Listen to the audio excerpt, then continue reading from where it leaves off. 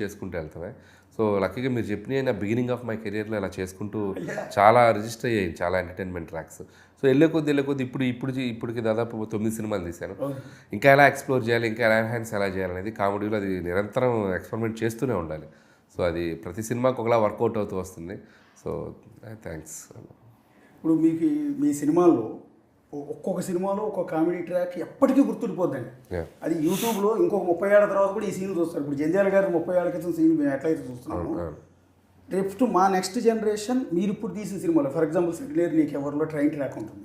చాలా large track అది. బండ్ల గణేష్ని introduce చేసిన దగ్గర నుంచి మొదలు పెడితే ఎంతసేపు నడుపుతారు మీరు, ఎక్కడ బోరు కొట్టించకుండా రావు రమేష్ గారి దగ్గర నుంచి మొదలుపెట్టి ఎంత అద్భుతంగా నడిపారు అంటే అంటే ఈ స్టాండర్డ్ ఇది ఒక అనిల్ రావుపూడి మార్క్, ఇది ఈ కామెడీ ఎవరు అంటే అనిల్ రావుపూడి అంతే అనేది క్రియేట్ చేసుకున్నారు. అదే సినిమా టు సినిమా ఆడియన్స్ దగ్గర వాళ్ళ మీద నాకు ఒకరితో గెయిన్ అయిన ట్రస్ట్ కానీ రెస్పెక్ట్ కానీ సినిమా టు సినిమా మౌల్డ్తో వచ్చిందండి.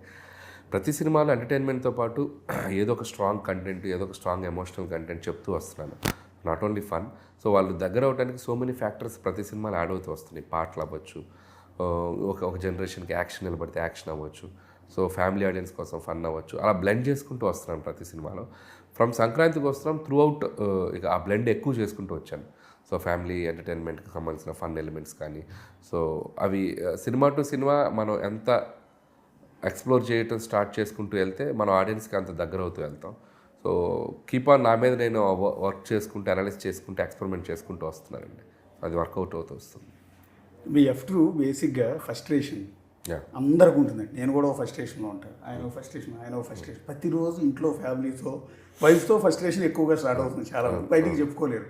మీరు ఆ సున్నితమైన పాయింట్ అందరికీ కరెక్ట్ అయ్యే పాయింట్ పట్టుకుని మీరు F2, F3 2 సినిమాలు తీశారు ఎక్కడ బోర్ కొట్టించకుండా. అంటే బేసిక్గా మీకు కూడా ఫ్రస్ట్రేషన్ డెఫినెట్గా. అంటే వైఫ్ అండ్ హస్బెండ్ అనగానే యూనివర్సల్ పాయింట్ అండి. ప్రతి ఇంట్లో ఉంటుంది ఆ ఫన్ ఫ్రస్ట్రేషన్.